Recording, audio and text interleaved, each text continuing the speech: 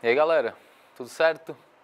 Meu nome é André Salem, venho aqui trazer para vocês um pouquinho da visão que a gente tem sobre blockchain, as aplicações em diferentes setores.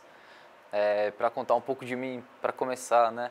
Eu sou formado em administração de empresas pela FGV, tive um background de várias coisas na minha vida, né, de empreendedorismo, mas as experiências mais recentes foi ser desenvolvedor de negócios de blockchain pela IBM Brasil, em que eu pude aprender uma série de coisas de maturidade tecnológica, aplicação, desde a passagem do laboratório de pesquisa até a área de negócio, que me trouxe diferentes visões de como que a tecnologia pode ser aplicada na sociedade, seja a perspectiva comercial ou até mesmo social, né, que o laboratório tem algumas frentes de transformação do mundo, né, de tecnologia para impacto social, que é um pouco do que a gente vai trabalhar hoje, e até um background de outras frentes, né, que essa experiência me proporcionou, que é desde um trabalho muito legal que eu tenho na Welight, em relação à aplicação da tecnologia justamente para direcionamento de impacto e transformação social, e mais recentemente agora, com muito prazer, na Moeda, que vem ao encontro dessa iniciativa de transformar, que a gente abraça com muito carinho aí e vamos fazer as coisas terem uma sinergia grande. Então, como eu vou trazer para vocês hoje, um pouco do como que vem o blockchain, né? De onde ele vem, por que ele serve, até uma perspectiva de futuro, em que eu imagino que seja legal para a gente carregar com a gente, mais até do que, pelo menos nesse vídeo, do que um aspecto técnico da solução bit byte que vocês puderam ver em outros vídeos. Então vamos lá, da onde que vem o blockchain, né? O blockchain vem de uma rede de sistemas muito antiga, BPL, State Machine Register, N outras funcionalidades que a TI já trazia para a gente, mas com um diferencial muito grande, em que a gente tem agora bancos de dados distribuídos e ao mesmo tempo sincronizados, que garante que a gente tenha uma autenticidade em qualquer tipo de transação que acontece dentro dessa rede. O blockchain ganhou a sua fama a partir do Bitcoin, que muita gente, provavelmente vocês devem conhecer, que nem eu falei, é uma transação de um para outro, peer-to-peer, que nem, por exemplo, casar era, só que sem intermediários, né? Então, essa aplicação no Bitcoin possibilitou a gente fazer pagamentos, transferências de dinheiro um para um, sem ter um middleman, no caso do exemplo, o banco, né? Por trás disso, que nem eu falei, o blockchain tem um valor muito grande, que nem vocês puderam ver, é a confiança, né? Quando a gente desintermedia esse middleman, que no caso é o banco, a gente traça uma relação de segurança entre os participantes. Então eu não preciso mais confiar numa third party, ou seja, num órgão tradicional que é credenciado para fazer esse intermédio.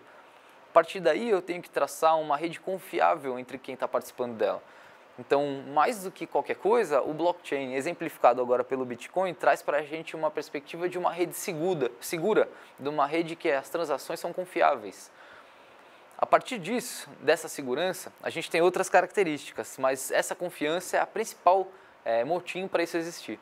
Quais são as outras características que o blockchain traz para a gente? A imutabilidade. Toda transação que acontece dentro dessa rede fica registrada para sempre num livro-razão, que nem eu disse para vocês, que está sincronizado entre todos os participantes. Então essa imutabilidade garante que, além da segurança traçada pelo algoritmo que está dentro de mim, dentro de você, para que possa acontecer essa transação, dentro dos nossos perfis na rede, né? Essa imutabilidade garante que isso vai estar escrito em pedra. Então ninguém pode mudar. Se eu fizer alguma coisa errada, está lá para sempre. Isso muda muito forte a relação que a gente tem das empresas, né? Hoje a gente tem uma empresa que transaciona com outras empresas em redes diferentes, isso sem estar integrado. A partir do momento que a gente tem esse livro-razão distribuído, a gente passa a ter uma otimização de processo, né? E como que isso acontece? As empresas e as pessoas estão compartilhando informação deliberadamente, sem ter controle do que está escrito? Não, cada um quando entra na rede, entra num protocolo que essa rede está compartilhando e as informações que ele vai dividir nessa rede são escritas em regras de negócio que são os chamados smart contracts ou chain code, depende da plataforma, cada um leva um nome. Nesses smart contracts são as regras de negócio que eu tenho interesse em compartilhar nessa rede comum, que vai ser validado a partir de um consenso entre todos os participantes na rede. Então, assim, essa explicação só para a gente conseguir entrar nas aplicações que está realmente tendo, né? Mas para a gente ter uma ideia de que, no fundo das contas, a gente está dividindo um database entre diferentes participantes que agora confiam na informação que tem lá. Então, perfeito. A gente pode pensar nessas aplicações desse conceito de diferentes formas. Empresas estão usando para N aplicações nos seus setores, seja na farmácia, no âmbito médico, em que o paciente tem informações seguras sobre o que estão fazendo com seus dados a partir dessa distribuição inteligente do que ele quer fazer com suas informações, seja em redes de negociação de patentes, de registro de dados. Tudo isso torna nossos ativos, nossas informações seguras na nossa mão. A gente compartilha exatamente o que a gente quer a partir dessas regras de negócio. E são diferentes aplicações, diferentes protocolos que permitem isso de formas distintas, pública, permissionada, híbrida, existem N formas de a gente fazer isso. O mais interessante disso tudo, na minha perspectiva, e é o que eu vou querer focar hoje para vocês aqui, para que a gente tem toda essa tecnologia, né? Para que tudo isso serve se a gente for aplicar para, de fato, conseguir otimizar o lucro de pessoas que já têm um grande lucro? Para que isso adianta se a gente não realmente usar essa transformação tecnológica, que é nada mais do que um meio para a gente empoderar pessoas nessa distribuição, para a gente desatar esses nós de centralização de poder e de intermediação que tanto fazem a gente paga taxa, tanto intermediam nossas relações e tornam as coisas mais burocráticas, né? Então eu poderia aqui trazer para vocês N aplicações do blockchain numa perspectiva corporativa, que sem dúvida ela é importante e ela faz parte dessa transformação, né? Mas eu vou querer trazer para vocês uma aplicação um pouco mais pública, de um empoderamento um pouco mais social, que é o que eu acho que está em voga hoje e é o que me move mais. Então assim, trazendo uma perspectiva pessoal, ela é necessária, né? O ponto de vista do corporativo, ela é fundamental. Ele traz maturidade para a gente entender essa tecnologia e ver como a gente pode aplicar ela de outras formas.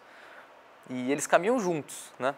Então, uma empresa pode se servir dessa aplicação social, né? Então, é um ciclo, né? Tá tudo junto, interligado, bem como a tecnologia trouxe.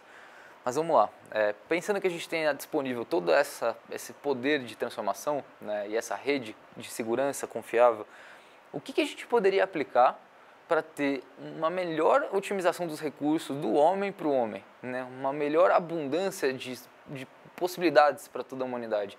Como a gente poderia usar essa ferramenta para representar um mindset de consciência nosso, né? A gente está interligados todos por uma grande e única consciência, e cada um tem a sua. Como a gente poderia se servir disso, né? Então vamos pensar em aplicações em que a gente conseguiria fazer nada mais do que uma redistribuição de valor. Tem algumas formas, N possíveis. Eu vou trazer uma primeira para a gente começar.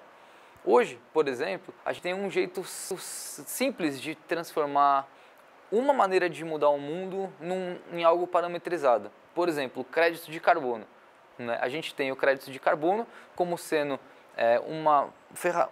um título que consegue ser emitido a partir de determinado nível que uma empresa conseguiu reduzir na sua emissão de gás de CO2. Então, ela põe um filtro ali nos diferentes emissores de CO2 e consegue medir o quanto que está poupando de prejudicar efeito estufa e tudo mais, camada de ozônio e etc. A empresa consegue tradear esses carbonos, esses títulos de crédito de carbono no mercado, para empresas que, por exemplo, estão consumindo mais carbono. Então, se eu sou uma empresa automobilística e eu estou fazendo um efeito gigantesco negativo, eu posso comprar esses créditos de empresas que estão sendo socialmente responsáveis. O que eu criei aí? Um token.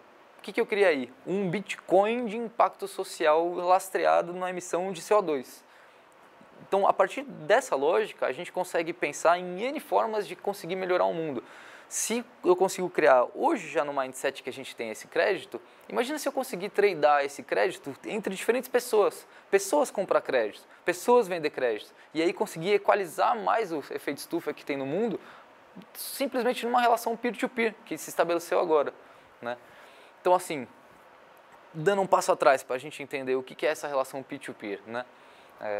Hoje eu tenho a internet, né? Pô, a gente fala, a internet é um negócio baita descentralizado e tudo mais, mas mais ou menos, né? A internet conseguiu dar a gente o fluxo de uma informação livre, quase isso, né? Mas ainda assim, eu tenho um servidor que intermedia isso, né? Eu tenho que passar uma informação para um servidor, eu passo para um servidor, o servidor passa para você. Isso fundamenta o protocolo HTTP, né, que é o Hypertext Transfer Protocol. Isso faz eu e você estar intermediado por um servidor. E se eu puder falar direto com você? Você for o servidor, eu for o servidor, e isso chegar direto para mim e para você? Então, o blockchain traz essa perspectiva de transição de informação, um ativo, qualquer tipo de valor entre pessoas sem nem esse servidor. Então, baseado nisso, e pensando no exemplo do carbono, eu posso criar tokens para várias coisas, para o que eu quiser melhorar o mundo. Se eu posso medir o carbono, por que daqui a pouco eu não consigo medir o quanto que vale um token de educação, de melhorar a educação, de melhorar o alfabetismo? Por que daqui a pouco eu não consigo medir um token de melhorar a água marinha, de erradicar a pobreza, de diminuir a fome? Eu tenho que ter, claro, um esforço de pesquisa muito grande para parametrizar e para mensurar o que são, né, os parâmetros que vão trazer para a gente esses indicativos, que com certeza esse é o maior desafio, mas servido de computação cognitiva, de IoT, de todas essas ferramentas que vêm junto para a gente, que convergem no blockchain, a gente pode se dar o luxo de visionar isso, de ter esse sonho, né, de conseguir tradear esses ativos, esses tokens, em ser uma coisa mensurável para a gente rumar na direção de melhorar o mundo, né? De usar essa tecnologia a nosso favor. De certa forma, a gente tem condição hoje, pelo blockchain, de conseguir fazer essa transição de valor e gerar uma economia mais equipotente para todo mundo. Se você pegar para ver e estudar as tendências que estão acontecendo hoje, a gente vai ver que o mundo, antes do blockchain, já estava tendo tendências compartilhadas, colaborativas, né? A nova economia traz uma perspectiva circular, resiliente, de baixo carbono. Então, esses conceitos de nova economia encaixam perfeitamente no blockchain, que é uma ferramenta para a gente endereçar isso de uma maneira realmente prática, né? Então, se a gente tem dificuldade nas questões de medir impacto e transformar, e realmente transformar esses santos graus da transformação social em uma moeda realmente mensurável, a gente se serve hoje de outras tecnologias para fazer isso. Então, no futuro, eu imagino que o blockchain vai ter uma aplicação muito curiosa e ele vai ser quase um organismo vivo. Como? Por exemplo, a partir do momento que eu entro no blockchain, eu tenho realmente tudo rastreado, imutável, pelo smart contract, criando hashes, que nem eu disse antes, perfeito, confiável. Mas e para entrar esse dado na rede? Será que ele é realmente seguro? Então eu tenho que ter um mecanismo de IoT, né, do Internet of Things, na entrada dessa rede que traduz uma informação do mundo real para o mundo virtual e garante que essa informação dentro do blockchain é fidedigna, né? Então, por exemplo, no exemplo da balança lá de agro que eu falei, né, da cadeia de suprimentos, se eu tiver uma balança inteligente que reporta diretamente para o blockchain o quanto que está sendo pesado ali, sem precisar de alguém escrever, eu mitiguei aí um erro humano que entraria um dado, por exemplo, que pode ser fraudulento e dentro da cadeia ele correria falso. Então, se eu tiver um mecanismo de IoT na entrada e também, por que não, na saída, eu consigo fazer isso fechar. Como que na saída? Poxa, por exemplo, nesse mesmo exemplo de agro, eu fechei a cadeia, distribuí o grão, na hora de entregar para o cliente, como eu faço?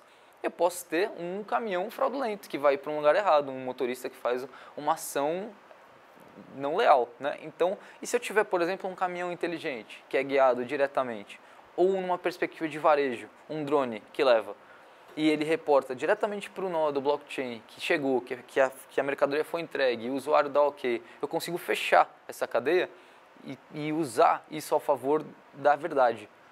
Uma outra questão é a computação cognitiva. E se eu colocar dentro dessa cadeia do blockchain insights de dados que passam a ajudar eu a tomar a decisão?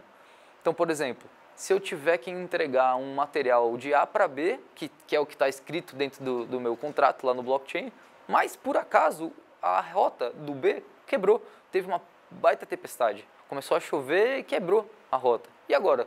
Será que o caminhão vai lá, o smart contract vai cair na vala lá porque ele está escrito? Não é para ser assim, né? Então, se eu tiver um input dentro disso de computação cognitiva que tem uma parametrização no weather, né? E, por exemplo, conseguiu perceber que está tendo chuva, que está tendo raio naquele trajeto, ele manda diretamente para a minha regra de negócio esse novo input que altera essa rota e faz eu entregar para o melhor caminho ótimo agora. Não é mais o B, agora é o D, é o C, seja qual for.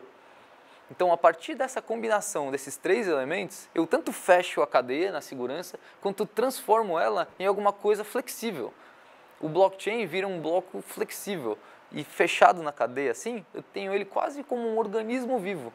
Se eu conseguir, então, direcionar isso para transformar coisas que trazem realmente benefício social no âmago disso, eu acredito que com essa combinação de tecnologias a gente consegue realmente rumar para transformar o mundo, para criar a gente um ambiente mais justo, né? Melhor para todo mundo, em que a gente se honre de ter passado por essa experiência de tecnologia e não tenha usado ela para conseguir construir mais valor para quem já tem, para que a gente consiga realmente transformar um lugar melhor que a gente espera.